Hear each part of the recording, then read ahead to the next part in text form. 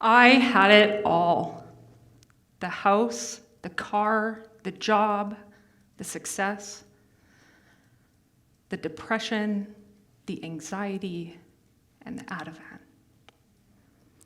The latter is why I ended up living halfway across the world in Malawi. On the outside, I was starting a charity, living on a sustainable farm. But on the inside, I was running from something, but I didn't know what. I fell in love with everything about being there. I got to live in a horse stall. Dirt floor, brick walls, and a thatched roof. And every night, I got to brush my teeth under the moon, surrounded by banana trees. But if you know me, and some of you do, you'll know that I made myself the most at home in the kitchen. And it was not a nice kitchen. We had maybe 3-foot square prep space. It was impossible to keep clean. 2 rusted out gas burners and a half-broken mini food processor. But there, it was perfect. We'd gather there at night. Catherine would spin the tunes on her Apple. Allison would be tinkering with another version of a veggie patty. And Daniel, he would for sure be leaving the lid off the honey so that we could bitch at him in the morning about the ridiculous trail of ants that he let in.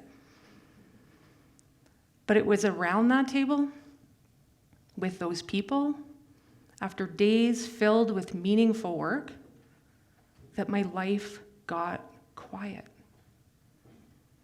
And quite unexpectedly, I found myself falling into a deep sense of connection with these total strangers. And that was weird.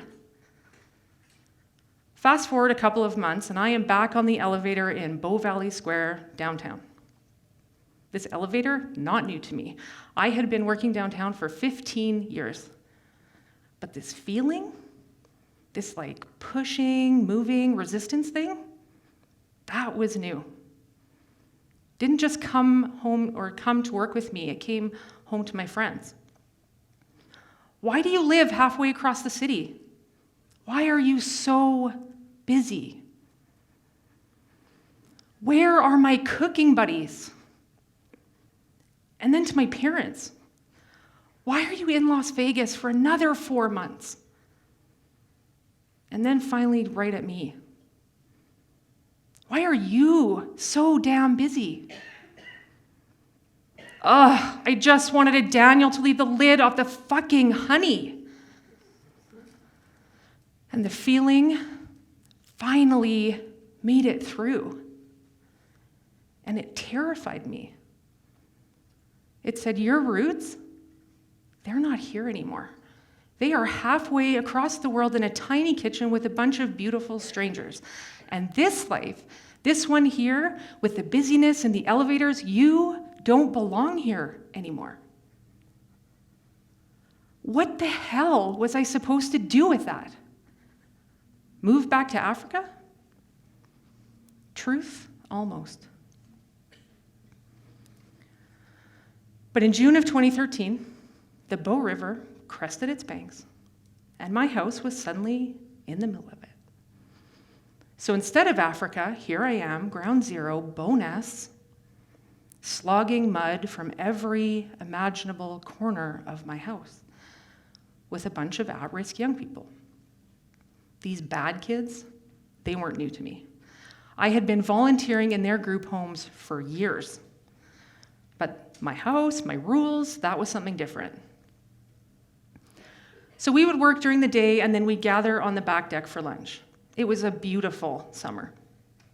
But this one day, the WASPs were very quick to join the party, and amidst quite a lot of screaming and carrying on, I suggested we move lunch inside. And the table went unusually quiet. Unusually. And Lance leaned back in his chair and said to me, "We didn't know we were allowed in your house." What?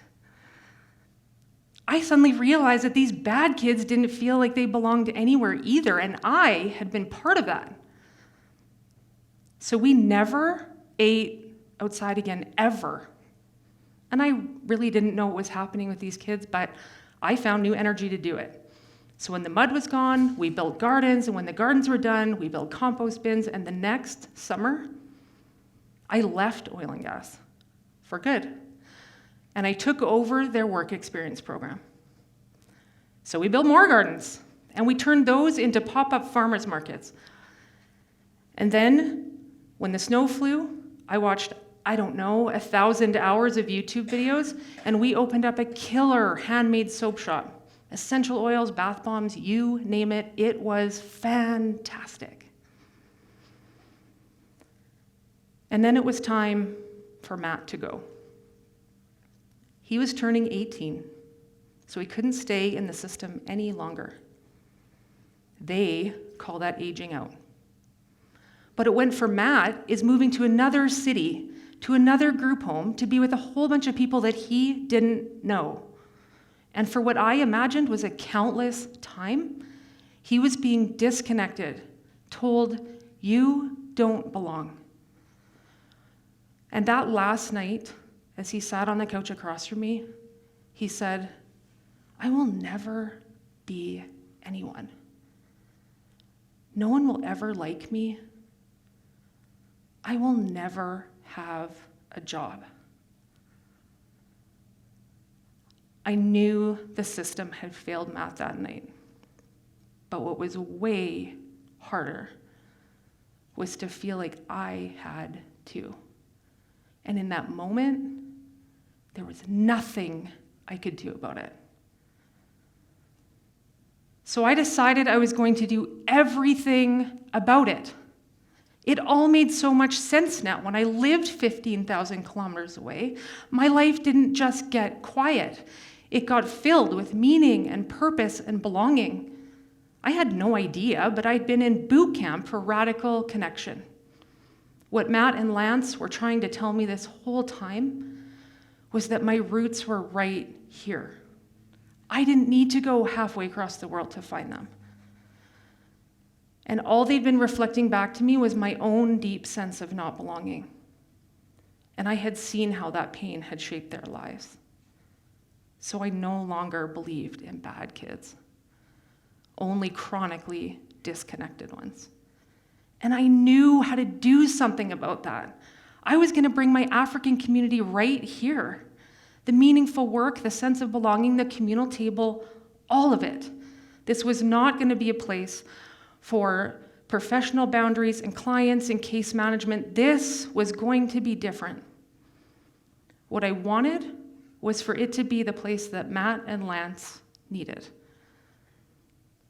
A place where meaningful work and radical connection were the therapy. A place where lives could get quiet, where belonging could settle in and healing could happen. And if I'm honest, what I wanted more than anything was for it to be the place that I belonged, because it's still healing me. Thank you.